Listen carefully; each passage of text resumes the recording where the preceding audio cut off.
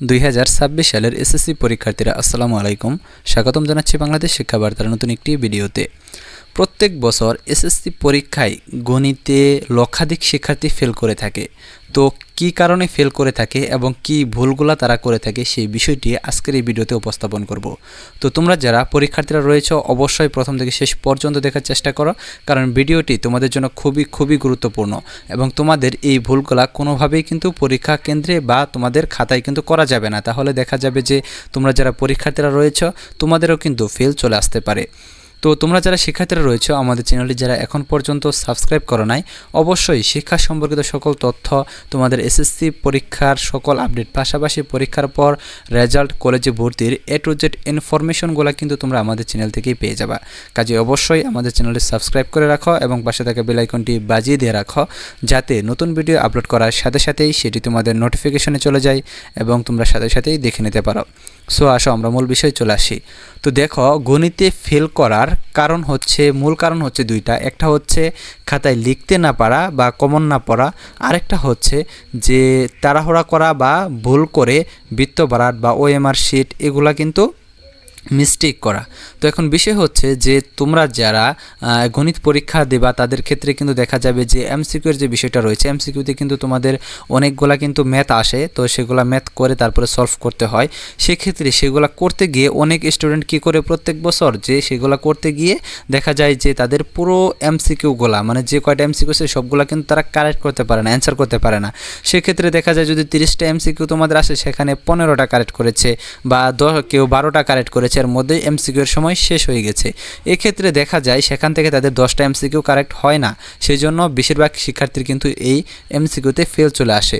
আর তোমরা জানো যে MCQ এবং CQ দুইটাতেই কিন্তু তোমাদের আলাদাভাবে অবশ্যই পাস করতে হবে। তো তোমাদের আরেকটি গুরুত্বপূর্ণ বিষয় সেটা হচ্ছে যে এবার শিক্ষামন্ত্রী একটি কথা বলেছে যে তোমাদের যে ম্যাথ খাতা, সেই ম্যাথ খাতায় কিন্তু তোমরা যদি এরকম করে থাকো যে একটা অঙ্ক তোমরা অর্ধেক করে আটকে পড়েছ, সেক্ষেত্রে তুমি পুরো অঙ্কটি করতে পারছো না। তো সেখানে ওইভাবে যদি রেখে যাও তাহলে আগে কিন্তু তোমাদের পরীক্ষার কিন্তু নাম্বার কিন্তু ফুল কেটে দেওয়া হতো, যে ওই অঙ্ক তোমাকে কোনো প্রকার নাম্বার ওই অঙ্কে দেওয়া হতো না। কিন্তু এখন যদি ওই সিস্টেমে লেখো তাহলে শিক্ষা বোর্ডের নির্দেশনা অনুযায়ী তোমাকে কিন্তু দেখা যাবে কিছু নাম্বার দেওয়া হবে, ফুল অঙ্ক না করতে পারলেও যতটুকু করেছো তার উপর ভিত্তি করে নাম্বার দেওয়া হবে।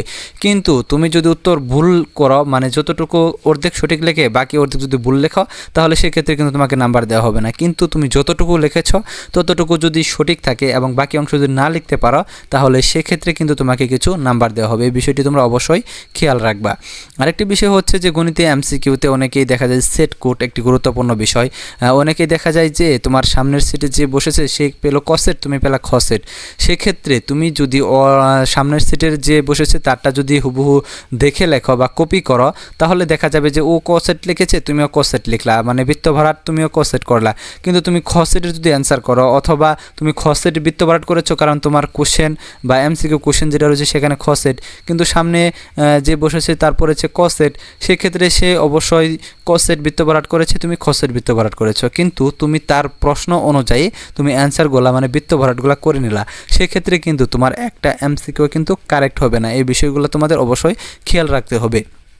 আর তোমরা কোনো অবস্থাতেই MCQ এর যে OMR শিট রয়েছে সেটা বাস করবা না, কারণ তোমরা ভালো করে জানো যে MCQ এর তোমার যে খাতাটা সেটা কিন্তু দেখা হয় মেশিনের মাধ্যমে। তোমরা যদি বাসকৃত অবস্থায় খাতা জমা দাও তাহলে কিন্তু সেখানে দেখা যাবে যে তোমাদের কিন্তু কোনো প্রকার কিন্তু লাভ হবে না, সেখানে তোমাদের লসই হবে, কারণ তোমাদের পরীক্ষার খাতাটা বাতিল হয়ে যাবে এবং সেটকোড ভুল করলেও কিন্তু পরীক্ষার খাতাটা বাতিল হয়ে যাবে। সেটকোড কখনোই দুইটা বৃত্ত ভরাট করা যাবে না।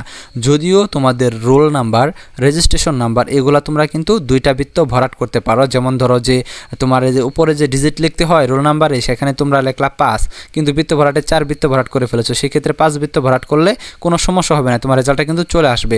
কিন্তু তুমি যদি সেট কোডের ক্ষেত্রে যদি এই ভুলটা করো তাহলে কিন্তু দেখা যাবে যে তোমার কিন্তু এটা কিন্তু মারাত্মক একটা সমস্যা হয়ে দাঁড়াবে, তোমার রেজাল্টটা কিন্তু আটকে যাবে, তোমার রেজাল্টটা চলে আসবে না। কাজে এই বিষয়গুলো তোমরা অবশ্যই মাথায় রাখবা। আরেকটা বিষয় হচ্ছে এবার যেহেতু তোমাদের সিলেবাস অনেক শর্ট করে দিয়েছে, আরও একটা বিষয় তোমাদের জ্যামিতি অংশ থেকে, তারপর তোমাদের পরিসংখ্যান অংশ থেকে কিন্তু 2টা সৃজনশীল থাকে, তো 3টা সৃজনশীল থাকে। তো সেখান থেকে কিন্তু তোমরা কিন্তু 2টা সৃজনশীল কিন্তু অ্যান্সার করতে পারো, মানে 2টা সৃজনশীল অ্যান্সার করতে পারো। 2টা সৃজনশীল অ্যান্সার করা মানে সেখানে তোমাদের 20 নাম্বার, এবং তোমাদের সংগীত প্রশ্ন থাকে বা MCQ থাকে, সেখান থেকে নাম্বার আসবে তোমাদের। তো সব মিলিয়ে দেখা যাবে যে পরিসংখ্যান যে অধ্যায়টা সেই অধ্যায়টা যদি তোমরা প্রপারলি দিতে পারো তাহলে কিন্তু সিকিউতে তোমাদের 5 নাম্বার চলে আসবে। আর এমসিকিউতে তোমাদের দেখা যাবে যে 30টা এমসিকিউ এর মধ্যে 10 থেকে 12টার মতো হবে, 12টার মতো তোমাদের ম্যাথ থাকবে, আরগুলা তোমাদের সাধারণ জ্ঞান থাকবে, মানে এক কথায় উত্তর লিখতে পারবা। সেগুলো আগে তোমরা বৃত্ত ভরাট করবা, তারপরে তোমাদের যেগুলো অঙ্ক করতে হবে সেগুলো তোমরা ধাপে ধাপে পড়ে দেবা, তাহলে তোমাদের কোনো প্রকার সমস্যা হবে না। তো তোমরা যারা শিক্ষার্থীরা রয়েছো আমাদের চ্যানেলে যারা এখনও পর্যন্ত সাবস্ক্রাইব করো নাই অবশ্যই সাবস্ক্রাইব করে রাখো এবং আমাদের চ্যানেলের সাথে যুক্ত হয়ে যাও। ধন্যবাদ সকলকে পুরো ভিডিওটি দেখার জন্য।